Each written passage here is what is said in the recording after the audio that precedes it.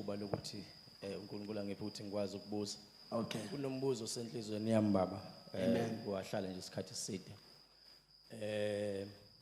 Ake sithi nje mhlawumbe uyeza ukuthi une calling ubiziwe, mhlawumbe utshelwe. And then kube lezi ubone izinkinga ezenzeka empilweni yakho, ubone emsebenzini uyajikelwa, ubona abantu abakuthandi ekhaya, umndeni against wena.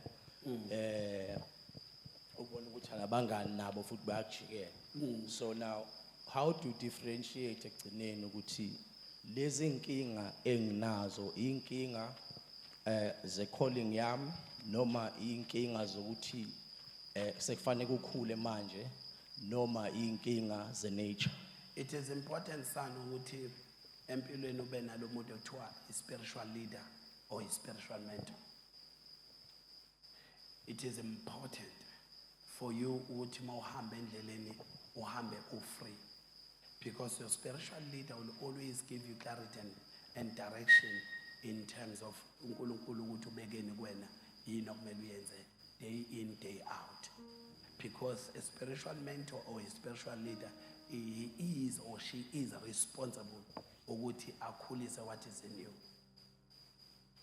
Sometimes the distance between a mentor and a mentee, it lets us so many confusion, because someone can call you a spiritual father but not available. Someone can call you that you are my spiritual father but not available. Akekho available. Akekho available.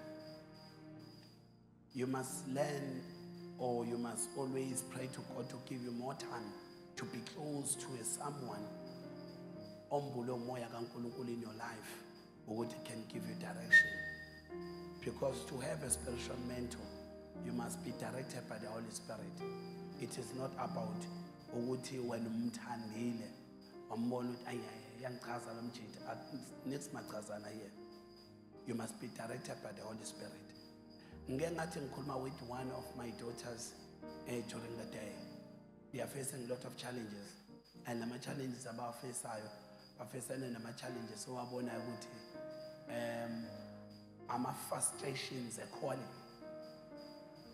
But ngiyakwazi mina ukwa-identify ukuthi ama frustrations of irresponsibility.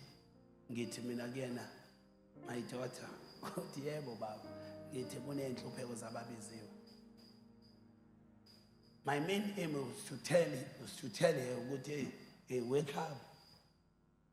UNkulunkulu une-responsibility akayibekile in this family. When every responsibility kaNkulunkulu is suppressed, ngizothi uSathane semningi kuleli khaya, kanti akho Sathane, izulu liyanibhaza. Uyabhazana uNkulunkulu when once obiziweyo wakhe waba relax, izulu liyabhazana. Liyabhaza izulu.